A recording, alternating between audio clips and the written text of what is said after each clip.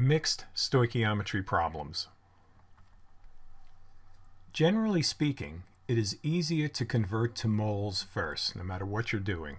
So for example, if you're given the amount of liters of a reactant, or grams, or how many particles you have, convert first to moles of A, then by using your balanced chemical equation, find out how many moles of B you have, and then you can go to the liters of B, grams of B, or particles of B. Or it works backwards in the other direction, so really these guys could all be two-headed arrows. Follow the map from the preceding slide, or down here reproduced it a little smaller, for every type of stoichiometry calculation. So if you're going from left to right, you convert any given substance to moles. Then you use the mole ratio created with coefficients from your balanced chemical equation, and you calculate the moles of the wanted quantity. And finally, if necessary, the moles can be converted to particles, mass, or volume. And actually it goes the other way too, but we'll just assume we're going left to right.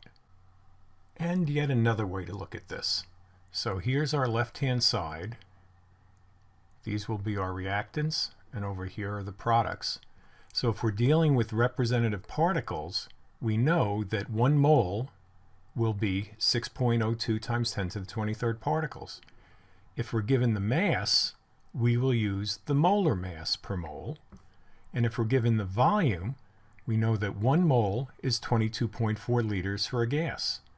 We then take this molar number and we multiply it by, here's the coefficient of your W over here. Here's your W substance, and here's your G substance. So you multiply it by the ratio of the coefficients. That now gives you how many moles of W, the product that you have. And then you just convert it, whether you want representative particles, whether you want mass, or whether you want volume. So this is a handy little chart, but of course the only way to really understand this is to work problems. So we're going to do that shortly. The compound tristerin, C57H110O6, is a type of fat which camels store in their hump, and it is used to make chocolate. So here's chocolate, here's the tristerin molecule, and it comes from right here. When it is burned with oxygen, it forms carbon dioxide and water. So at standard temperature and pressure, what volume of carbon dioxide is produced when 50 grams of tristerin is burned by the camel? Here's our reaction. Tristerin plus oxygen yields carbon dioxide and water. We're given 50 grams of tristerin, and we want to find out how much carbon dioxide is produced. So we're starting with a mass, and we're ending up with a volume.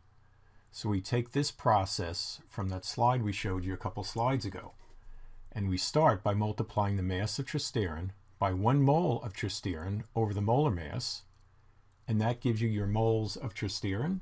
You multiply that by the moles of carbon dioxide over the moles of tristerin, which gives you the moles of carbon dioxide. And then finally, 1 mole of carbon dioxide is 22.4 liters. So first we have to calculate the molar mass of tristerin by using a periodic table. Here are the molar masses of each of the elements we're dealing with: carbon, hydrogen, and oxygen.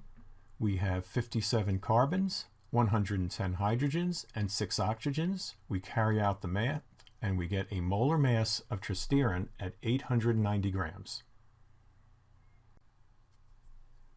Now we use our process here, and we start out with the mass of tristerin, which is 50 grams.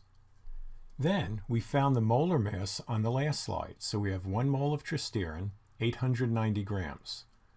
Next, we have 114 moles of carbon dioxide, that's over here, to 2 moles of tristerin, so that's this term.